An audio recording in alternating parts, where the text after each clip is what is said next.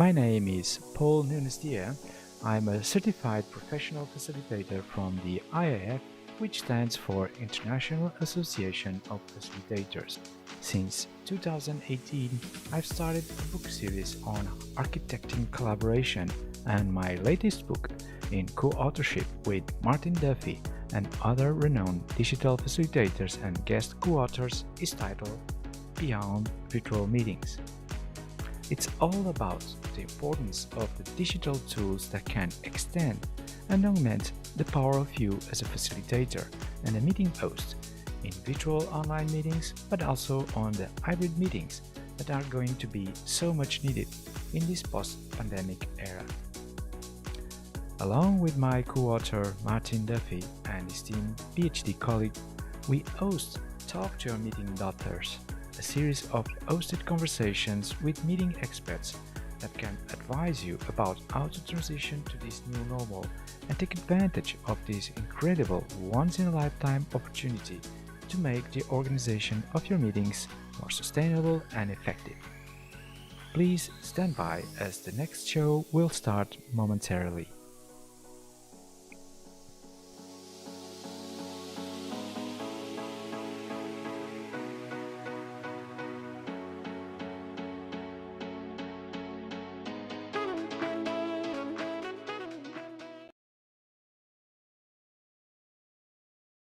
Ladies and gentlemen,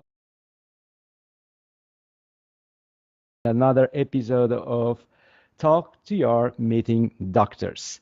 As usual, with me, Martin Duffy, and today with a special guest here today, Ruud Jason. I'm briefly summarizing Ruud Jason, as you can find him on LinkedIn. On his profile, he describes himself as a designer of time.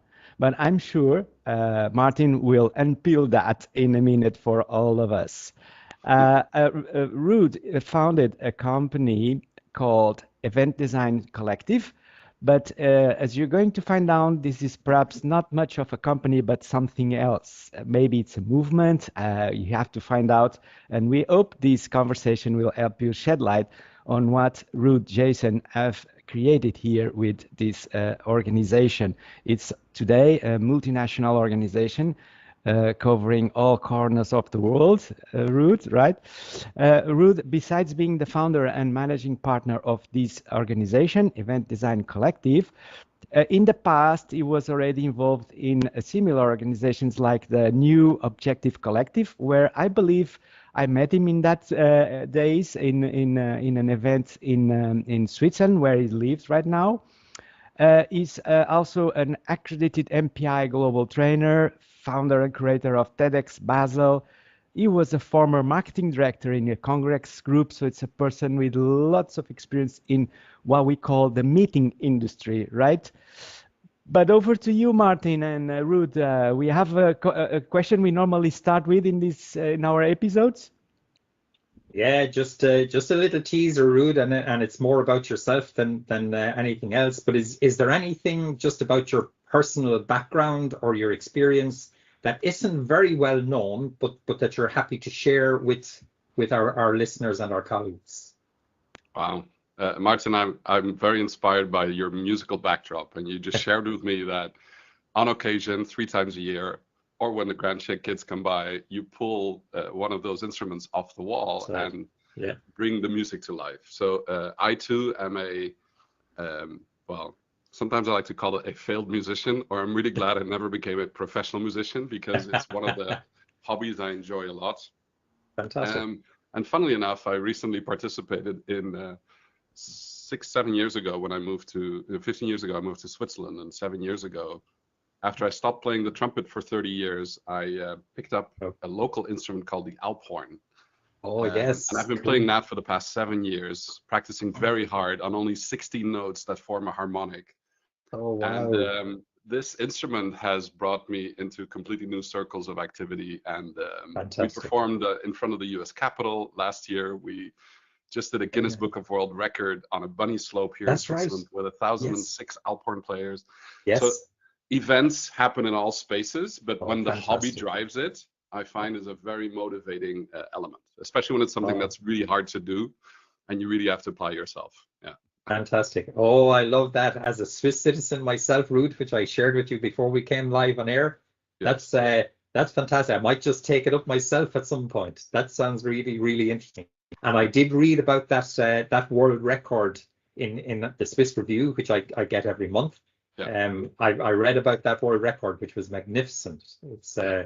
what Well, a story. I was one of the 1,006 people attempting to play for fantastic. 5 minutes straight, and Brilliant. it apparently worked. So you're a world record holder, actually.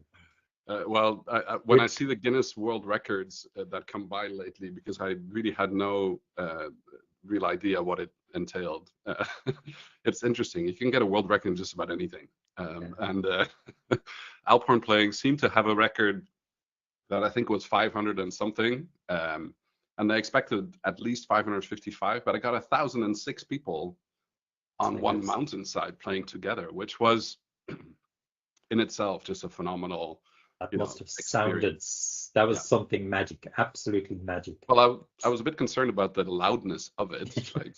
But actually, because you're in the open air and it was right over the field, Waldstättersee, on Klevenalp, just on top of a mountain, the music dissipates very nicely and could apparently be heard up to 10 kilometers away. So, what an experience! What an event to be part of! Absolutely fantastic. And it was organized in a Swiss excellence way, in terms of everything was organized from A to Z, including personalized QR codes for each participant to make sure that it was counted properly. Everybody got personalized train tickets to travel from their home with their partner to the gondola, and exactly calculated so there was no waiting line at the gondola, because there's limited capacity of bringing people up the mountain.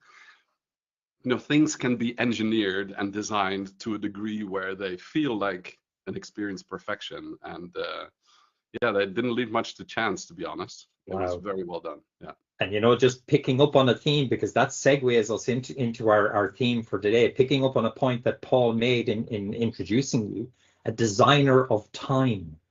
Yeah. And what a wonderful analogy, given the Swiss preference for timekeeping, and as you exemplified their management of events such that time is critically cared for.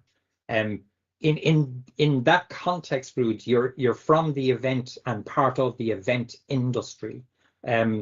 Your experience in the past, one of the most common complaints that I've heard executives say about meetings is wasting time. What would you have to say about that from an event manager's perspective? Well, granted, I'm a terrible event manager, but I am obsessed by event design. I think the two are two different skill sets. I think wasting time is a cardinal sin. And let me explain that. Nobody at the end of their life, looks up from their deathbed and thinks to themselves, I wish I've spent more money on XYZ, right? Yeah. It usually includes, the quotient of time is usually included in what people say at the end of their lives. And it usually pertains to, I wish I would have spent more time doing ... right? And so time in itself is the currency we all have in equal quantity, right? Or at least we all have the responsibility of how we spend it. So I think also as an event designer, we're complicit if people waste our time, because we have a choice, right? We have a choice to step away from that situation. Whether that's kind or unkind, it should be left up to the one that decides how time is best invested, right? So at the Event Design Collective, I have this thing on my desk every time, because this is kind of what, with a small mission and or a small team and a giant mission, this is what we do, right? It's to try to figure out how does your event create value? And if a meeting is an event, it equates to a certain value, but the value should be expressed in time. And that's why we added this, right? To craft, quantify, and celebrate progress over time. So progress over time is probably the quotient that people are desiring when they say, you know, this meeting was a total waste of time, or this was time very well invested. I wish I could have spent more time with that group of people doing this thing that we were doing, whatever it was. Yeah. People have a very well built-in barometer and a sensation of how their time is being spent. And I think we should each be very conscious of what that barometer says at every moment of the day.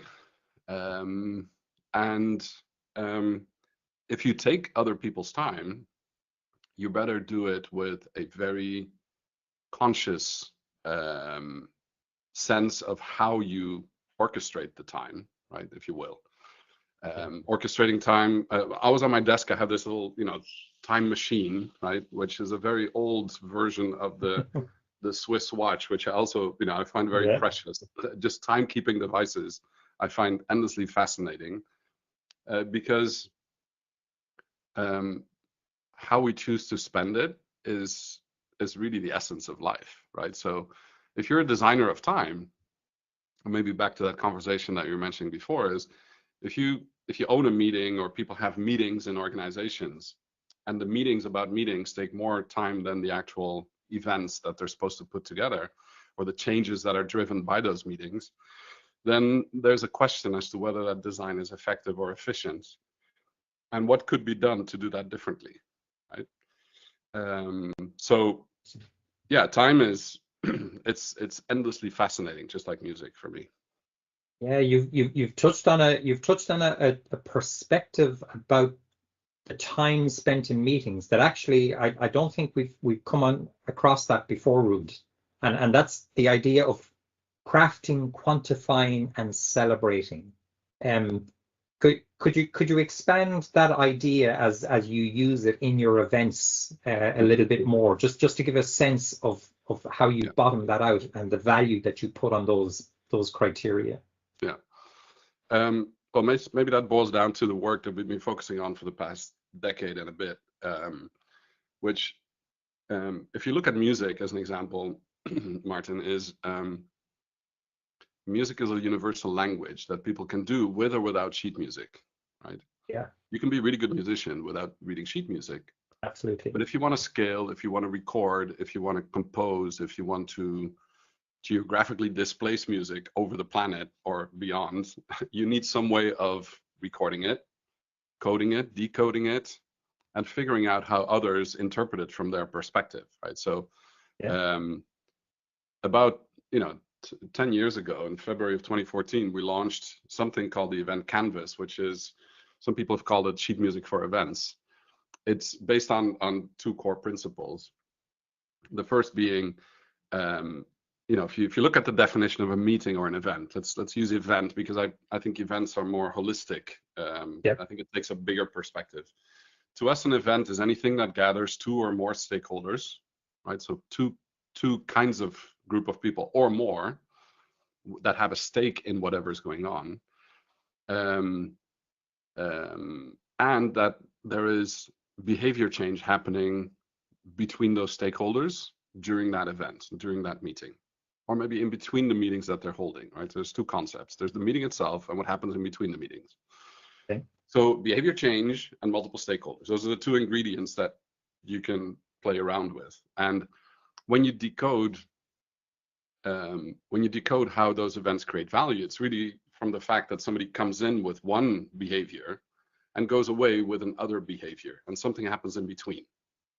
And it's the in-between space that's so interesting, because that's where the world of facilitation, orchestration, interpretation, communication, all those elements are locked up in that. And if you look at the Event Canvas, which we shared under Creative Commons to a community of practice, right? So people can download that for free. It's been translated to 18 languages by a community of practice because they found function in it, just like sheet music. We don't care who created sheet music. We don't care who created the Event Canvas. It's about the practice of using that tool to better decode how to spend the time. And in the middle of the canvas, you'll see there's 14 cubicles, but the two core ones in the middle pertain to time, right? So it also looks like an hourglass, right? So it looks exactly like this thing. And the top part of it is the experience journey of all these chronological touch points.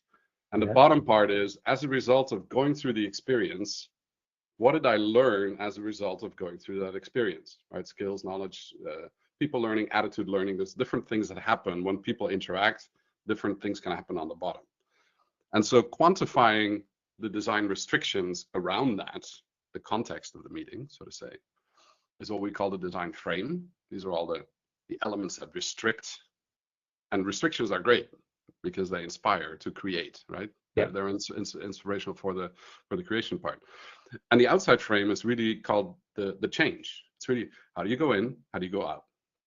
So it's so simple. Anybody can use it. It's not rocket science. Everybody can think about these components. The question is, can you think of it from multiple perspectives and then stack them in a way that you can orchestrate it so that the crafting, the quantifying, celebrating of progress over time is done effectively, so it creates value for both parties or for all parties involved in that event. That's the critical thing, right? Martin, you were talking about your grandkids.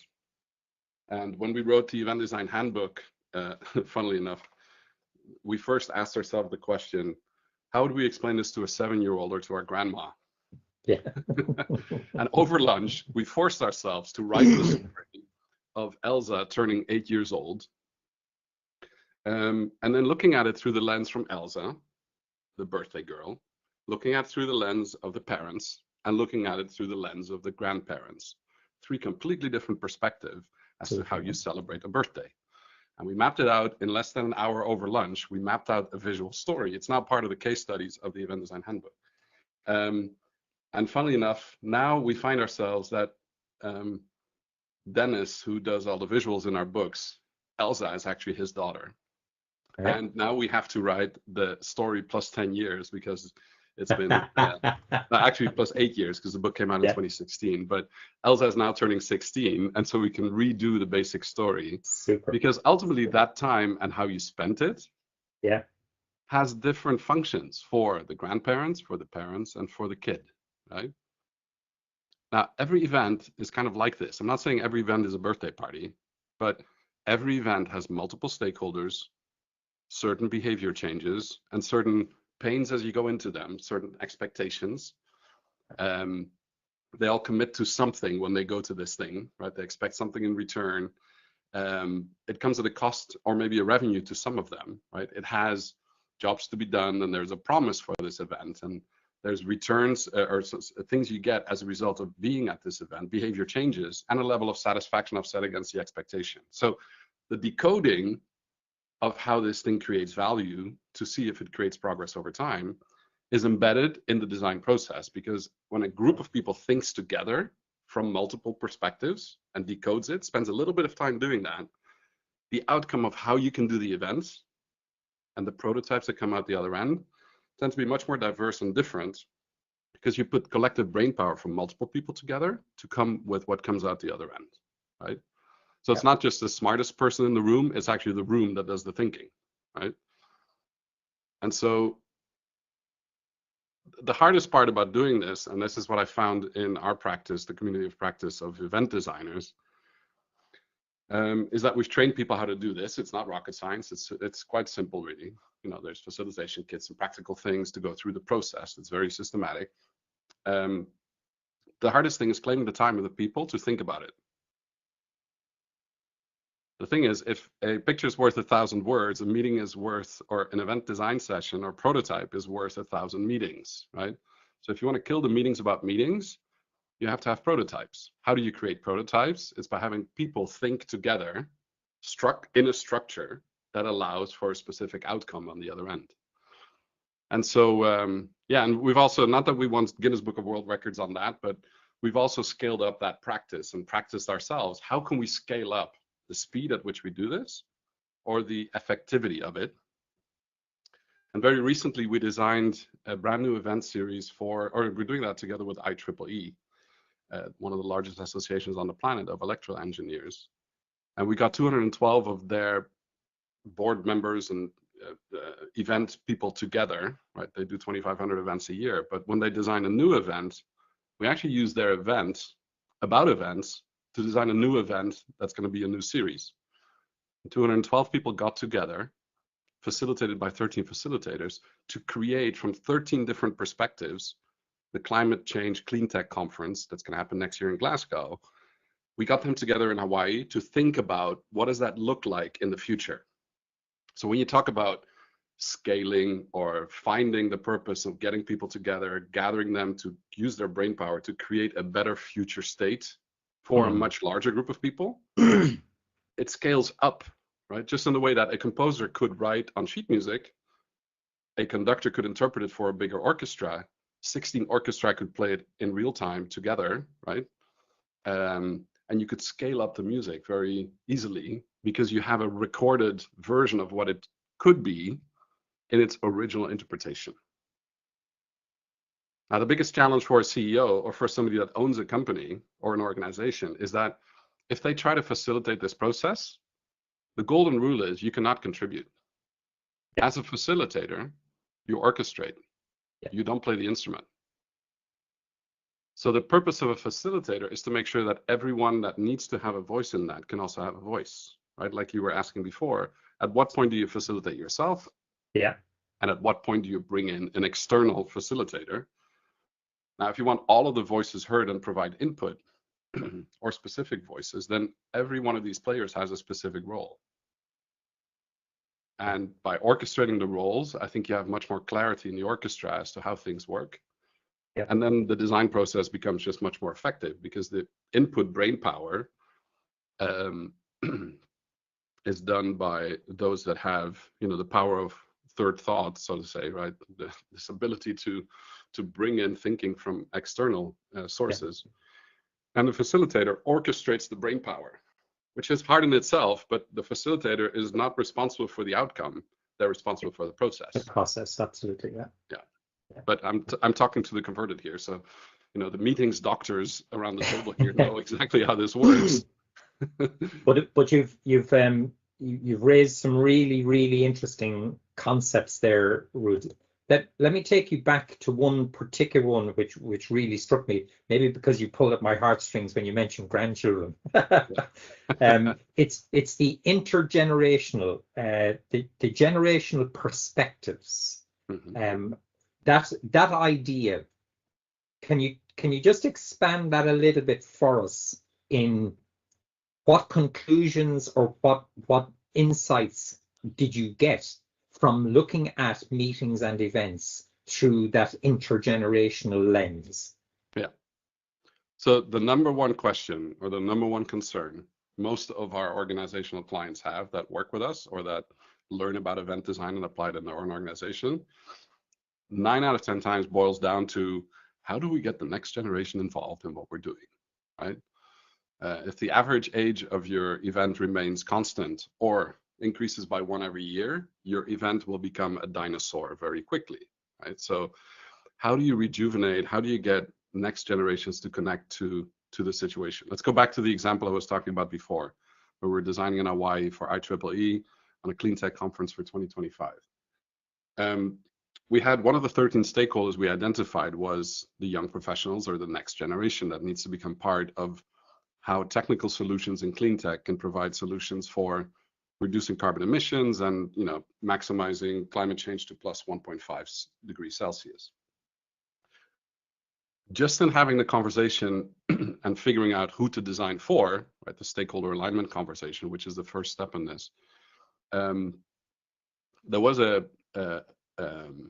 really clear focus on the fact that this should be one of the core stakeholders that needs to be involved in this, because it's the bigger mission of the whole organization to involve the next generation to become part of the thinking, right? Yeah. Now, typically what's kind of interesting in events and in associations or in membership-based organizations or in corporations for that matter, Martin, with your grandkids, you now probably have more time than ever to spend time with your grandkids, while you were raising your own kids. Your time was strapped, right? Yes, it was absolutely. You're at a different stage in your career. You're managing a young family. You're probably traveling. You're doing things that are, maybe some people are even studying. And and in this case, we were talking about young professionals. And very quickly, when the analysis was done from the stakeholder perspective of this young professional, people said, well, there's two kinds of young professionals because we have to dissect them further. We have the people that are still studying. Mm-hmm. who might be PhD students or master's degree students, and we have people that are young professionals in their first, second, third job, in their late 20s, early 30s. Getting them to spend time on, between brackets, extracurricular activities to develop their thinking, to connect to a new network, it sounds like the thing that you do on top of when you have the other things under control in your, pyramid of needs. Yeah. This sounds more like self-deployment, right? Or self-fulfillment, where, when you're good at your job or you got that under control, you know how to manage your family, your health is in good order, et cetera, then you might take on more tasks. Yeah. Like volunteer leadership roles, like contributing to committees, like maybe going to conferences, whatever it might be.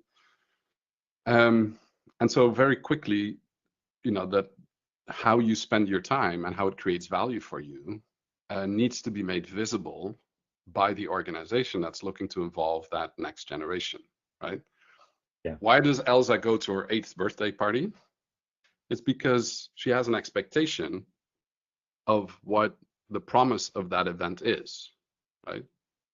The parents were looking for that family picture perfect moment to get together. Elsa, very naively in this book 8 years ago, wanted her first iPad. Her parents were adamant they were not going to give her an iPad because that's ridiculous for an 8-year-old.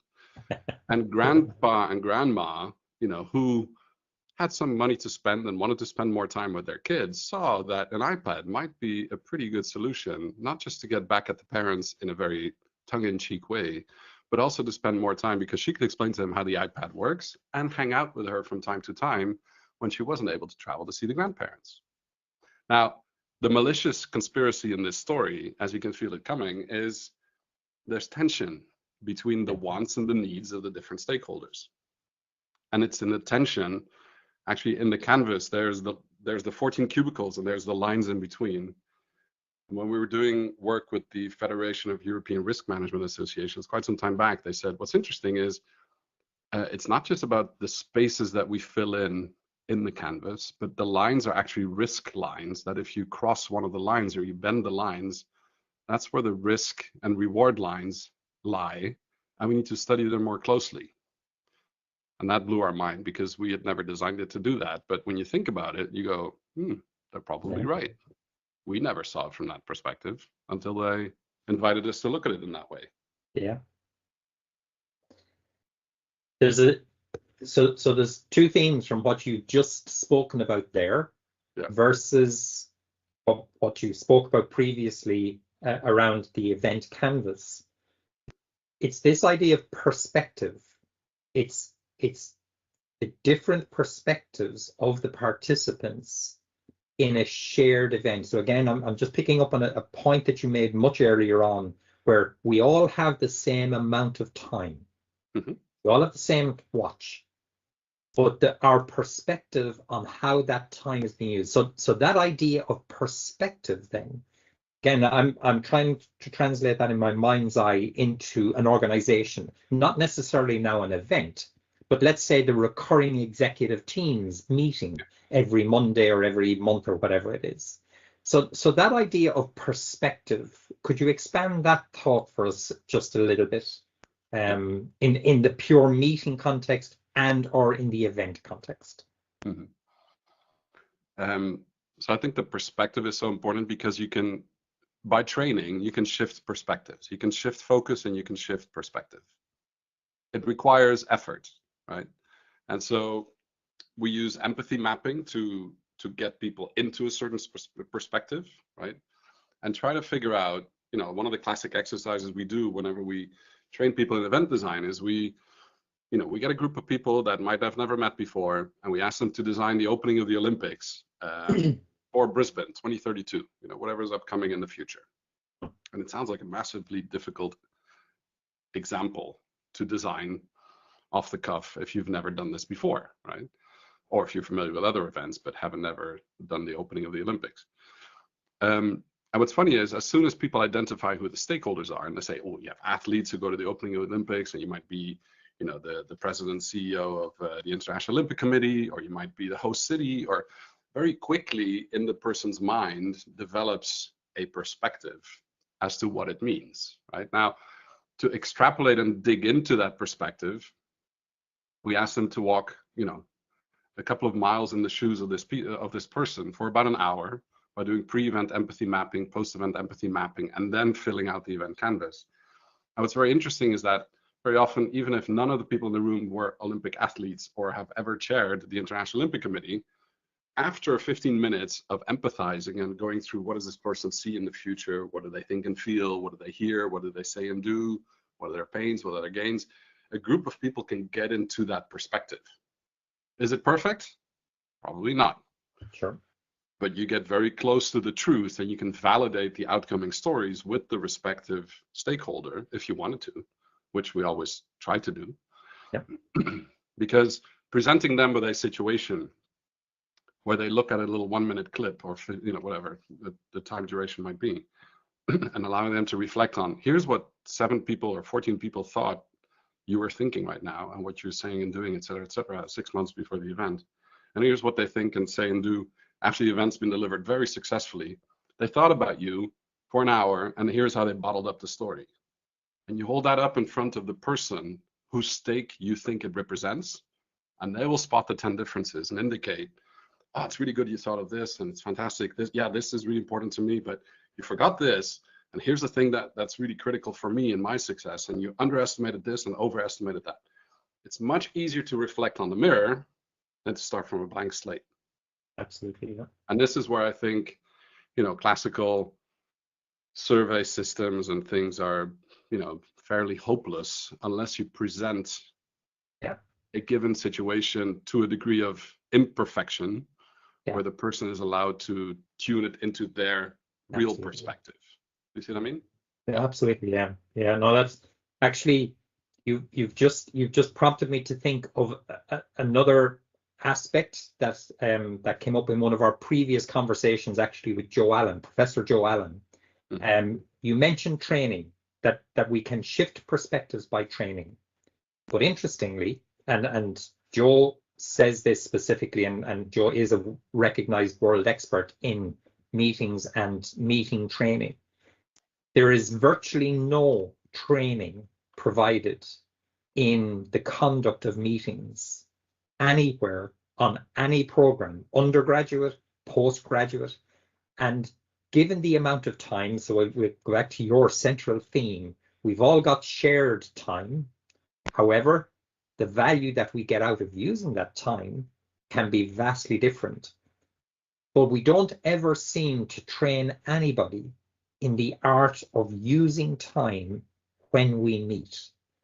I'd be really interested to hear your views or your perspectives on that. Yeah. Well, I'm going to have to correct the professor then. Okay. Good.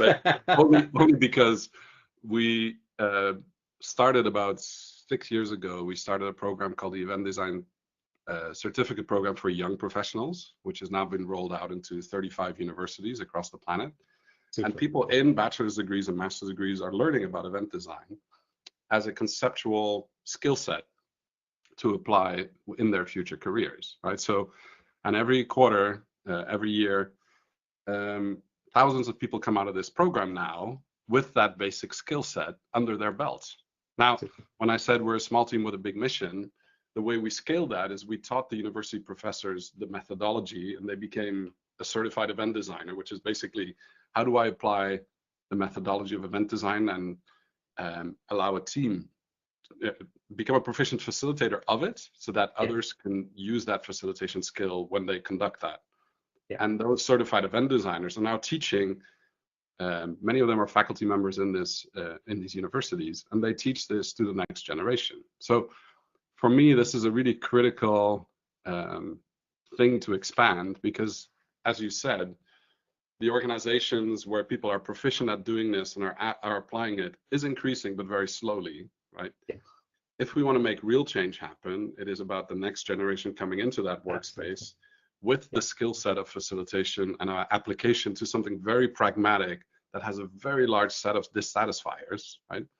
Most people in early career, mid-career, late career, whatever career, retirement career, they hate the meetings about meetings, or they hate the meetings, full stop. Now, if we don't teach it, as you said, and if we don't equip people with the ability to redesign them effectively, how do we expect that to change? It won't Right. change, So yeah. yeah. So But here again is where our little Swiss Army knife makes a very small dent in only 35 universities. But 6 years ago, it was 3 pilot program universities, and it took 4 years for it to actually start. And then COVID happened, and we have happened to have a full learning management system with the whole kind of provision of the how to teach this and et cetera, bottled up, which we made because we got so many recurring questions from people who had taken our program and said, how do you do this bit again? And we had to go back into a Zoom call and explain it to them over and over again. And then we said, maybe we should record the whole thing just once and just stick it somewhere and say, oh, look at chapter 3.2, right? Or module, whatever. And when we did that the year before COVID, we noticed that almost nobody started using it. And then COVID hit. And then all of a sudden, many universities said to themselves, we need to use remote facilitation skills. We need to have content that's packaged both in books, facilitation kits, in structures, but also in online learning management systems with quizzes and whatever it might be, to measure progress over time, celebrate it, quantify it, and then be able to see if the skill set can be applied afterwards to the specific skill set.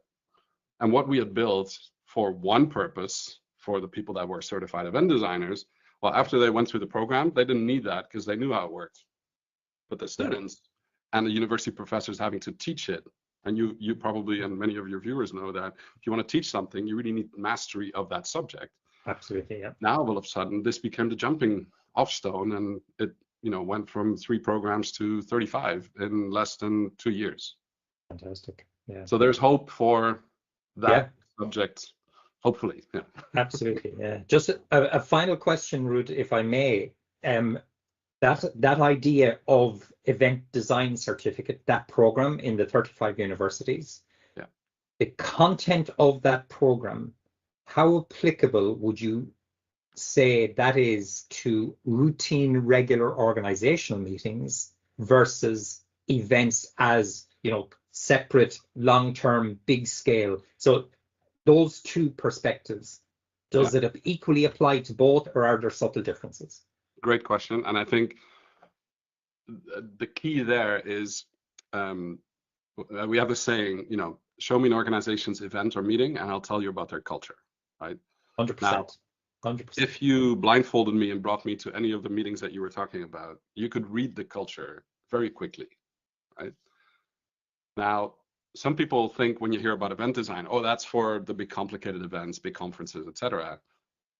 No, it is also for the recurring, the design of our podcast, the Design to Change podcast, has an event design at the foundations of it. What you guys do in this format has a entry and exit behavior, it has expectations, it has all those elements, and you've probably gone through multiple prototypes, as you mentioned, because you were talking about events at large at first, and now you're talking more specific about the leader's role in orchestrating events effectively.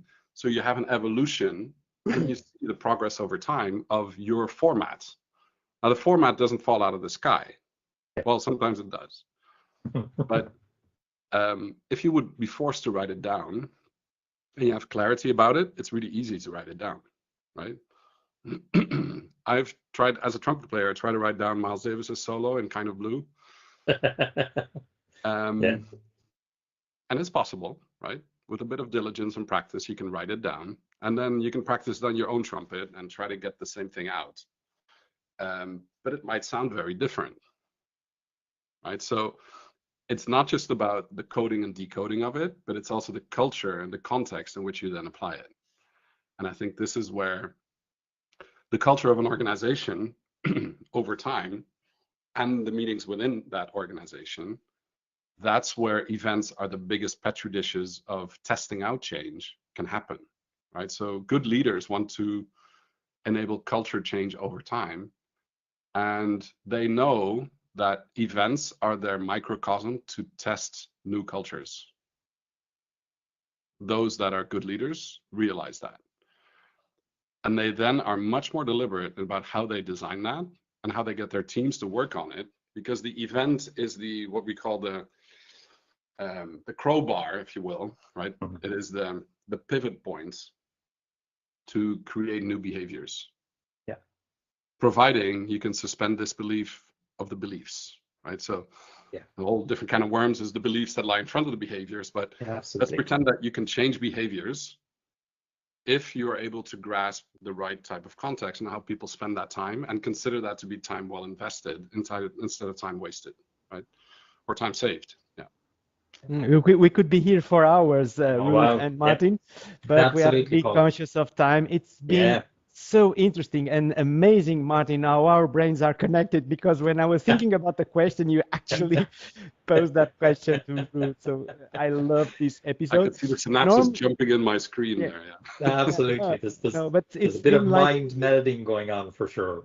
yeah, it's been like almost going for the third year on successive Talk to My Meeting Doctors episodes, so our brains are now almost fusioned. But Martin, we normally end up our conversations with a summary. Have you got enough for summarizing, or should we Oh, wow. skip How that do you one? summarize that? Crikey. That's called a fire hose discussion. Fantastic. We've been 45 minutes, Ruud, and it feels like about 2 minutes, but wow. And it equally feels like about 3 hours.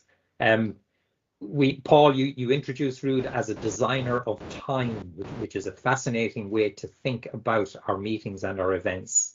Ruud, you immediately distinguish between event management versus event designing. And let's focus then on event designing. You introduced us to the idea of needing more time to do what? And we can make choices, we can create value. You summarized with crafting, quantifying and celebrating the value of time. With that in mind, you then introduce us to the event canvas, which is kind of your core philosophy, if you want, if I've interpreted that correctly. And you mentioned two key elements to that, the idea of multiple stakeholders and bringing about behavior change. Now, you did mention that there's a 14-step element mixed into all of that. So obviously, I'm really parsing out something quite big into something very small here. You then introduced us to the story behind the book that yourself and your colleagues wrote about 9 years ago with the 8-year-old, which introduced us to the idea of generational perspectives and how the different perspectives of the participants in events need to be taken into account. And you again brought us into the idea of stakeholder analysis, empathy stakeholder analysis, or empathetic stakeholder analysis. You mentioned, but we didn't get to explore the idea of the collective brain, which is a theme or a topic that I'd really love to come back to. And I have a personal interest in that from my own background. We might come back to that another day, Ruud, if we could be so bold. The challenge of getting time to think was a key question that you spoke about. And the power then of using facilitation. So where executives need time to think, they can benefit from having facilitation because now they can participate. The facilitator doesn't participate, they manage the process to get an outcome. Whereas by bringing a facilitator to an event, the executive has the possibility to engage rather than run the event. Yeah. You then posed a key fundamental question that actually has been a recurring theme with us in this podcast series for the last 3 years. And that is, why do people take part in the events? And if we don't bottom out that question, then we're going to lose at least half, if not all, of the participants to an event. You corrected me absolutely correctly in saying that we do actually have education in events in 35 universities through the event design certificate. I was really delighted to hear that, and I'd love to hear more about that. Maybe that's another podcast, Paul, that we could do at some point. There's a final point that you made, your very last comment. I've written it down, and I think it's a fantastic analogy. But events, and I'll call them meetings, because big or small, I think they're the same. They're the petri dishes of culture and culture change. There's an expression that I've used myself over a number of our podcasts, and that is that meetings are the window to the soul of the organization. But I think you've characterized it in a very different but actually, I think more provocative way. I think calling it the Petri dishes of culture and culture change, I think that's a fantastic way to summarize what meetings and events of any organization are and should be. Fantastic, fantastic. Thank you so much, Martin, and thank you so much, Ruth, for spending the time with us. Yes, it's always a pleasure to be here. And dear viewers, I hope you enjoyed this episode as much as I did. Absolutely. And looking forward to your wonderful comments every time we are on the air. Thank you so much for being here. Thank you, Ruth, Martin. Let's call it for the day, right? Well done, Ruth. Thank you very much much indeed. Thank you, Martin and Paul. And Martin, chapeau on this summary that I think AI can eat their heart out in listening skills, analytical skills, and interpreting the core essence. Thank you so much.